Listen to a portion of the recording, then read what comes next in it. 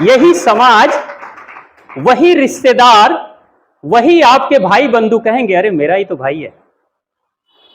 जो कल तक टांग खींच रहे थे, कल तक आपको पागल कह रहे थे, कल तक आपको कह रहे थे ये क्या फिजूल की बातें करते रहते हो, और अगर इन दोनों चरण को पार कर लोगे तो अंत में वो लोग स्वीकार भी कर लेंगे और आपके समर्थन में आ भी जाएंगे।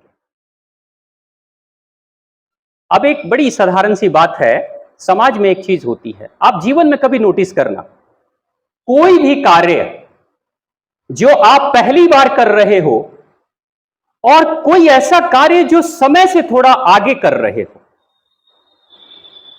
यानी कि समाज जिस पैटर्न पे चल रहा है उससे थोड़ा एडवांस सोचकर, प्रगतिशील विचार को रखकर आप समाज में कुछ अच्छा सकारात्मक परिवर्तन लाना चाहते हो, अगर ऐसे कोई कार्य आप शुरू करोगे तो 3 घटनाएं आपके साथ घटेंगी।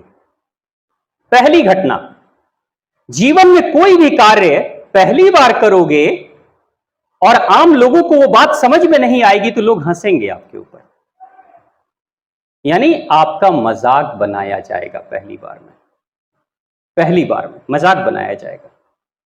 अगर फिर भी करते रह गए, रुके नहीं, आपको पता है आपकी अंतरात्मा कह रही है मैं जो कर रहा हूं वो बिल्कुल उचित है, ये समाज कल्याण के लिए, राष्ट्र कल्याण के लिए, या मेरे या दूसरे के कल्याण के लिए है, ये सोचकर अगर आप काम कर रहे हो तो आप रुकोगे नहीं, लेकिन आपको वो मजाक, वो तिरस्कार झेलना पड़ेगा, लोग हंसेंगे आप पे। फिर भी करते रहे तो दूसरे चरण में आपका विरोध होगा, उसी समाज के लोग आपका विरोध करेंगे। क्या कर रहे हो, ये विरोध होता है। और अगर फिर भी उस विरोध को झेल कर भी अगर आप लगातार लगातार करे चले जा रहे हो तो अंत में क्या होगा, तीसरा चरण, यही समाज आपको स्वीकार कर लेगा।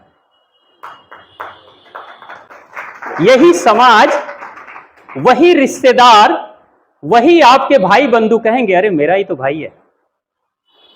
जो कल तक टांग खींच रहे थे, कल तक आपको पागल कह रहे थे, कल तक आपको कह रहे थे ये क्या फिजूल की बातें करते रहते हो, वही लोग एक दिन मजाक भी बनाएंगे, विरोध भी करेंगे, और अगर इन दोनों चरण को पार कर लोगे तो अंत में वो लोग स्वीकार भी कर लेंगे और आपके समर्थन में आ भी जाएंगे।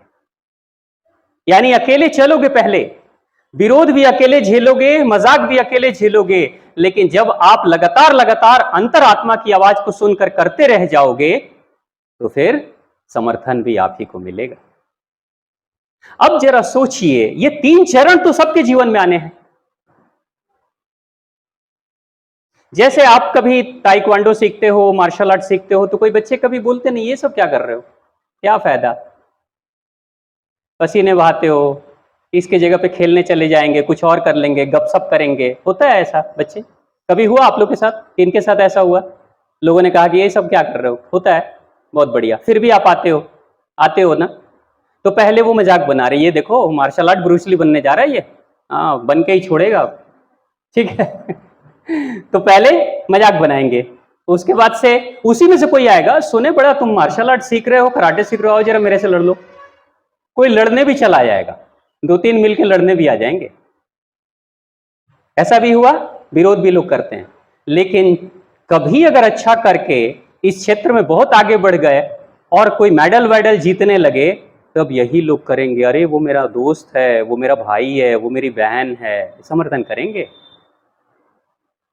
लेकिन ये 3 चरण से गुजरने के लिए, जब कर्म करोगे तो 3 चरण आएंगे, लेकिन 3 चरण से गुजरने के लिए वो आत्मबल, वो सहन शक्ति, वो रेजिस्टेंस का पावर, वो कंसिस्टेंसी, लगातार काम करते रहें, विषम परिस्थिति में भी, मजाक सुनकर भी, विरोध झेल कर भी, लगातार लगातार अगर आप काम करे चले जाओगे तो वो शक्ति कहां से आएगी, अंदर से। आत्मबल, वही है आत्मबल, वही है कॉन्फिडेंस, उसी को कहते हैं सेल्फ कॉन्फिडेंस, उसी को कहते हैं सेल्फ मोटिवेशन। लेकिन वो सारी चीजें, वो शक्ति, बाहर के विरोध को झेलने की शक्ति हमेशा अंदर से आती है, अंतरात्मा से आती है।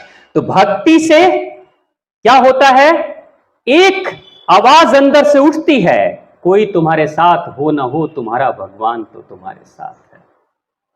ये आवाज बार बार उठती है, मेरी आत्मा कह रही है मैं जो कर रहा हूं वो सही है, इसलिए मैं करूंगा। तो इन केस अगर किसी व्यक्ति को भगवान पे भरोसा ही नहीं, मानता ही नहीं भगवान को, तो अंतरात्मा की आवाज धीमी पड़ जाएगी, बाहर का विरोध इतना हावी हो जाएगा कि धीरे धीरे अंत में वो भी कहेगा ठीक है भाई छोड़ दो, जब लोग कह रहे हैं ठीक नहीं है तो छोड़ दो। वैसा व्यक्ति कमजोर हो जाता है।